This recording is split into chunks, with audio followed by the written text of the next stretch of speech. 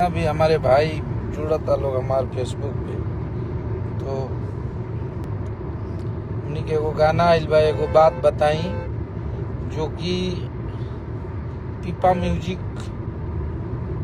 पर से हमारे भैया का चैनल है, आज़ाद भैया का लिखा हुआ गाना है, योगेश भैया का चैनल है, तो उनसे आया है गाना। वो गाना का बहुत आशीर्वाद प्यार आप सब दे रहल बनी जा, बहुत मोहब्बत देता नहीं जा, बहुत तगड़ा गाना के रिस्पॉन्स देता नहीं जा आप लोग। अब आप सबके बीच में एक से एक बढ़ बढ़ के गाना धीरे धीरे आप सबके सुने के मिली, बढ़िया बढ़िया। आप सबके मोहब्बत से, माई की कृपा से कल आप सब हमारे अन्नपूर्णा फिल्म से भी एगो पोस्टर देखब जा, आप सबके बीच में हमने के रिलीज करब जा। बहुत तगड़ा गाना है जो कि नम्रता मल्ला जी उसमें है भैया के साथ में, और महादेव का कृपा रहा तो बहुत तगड़ा लेवल का वीडियो हुआ है जो आप लोग पसंद करते हैं। तो वो हम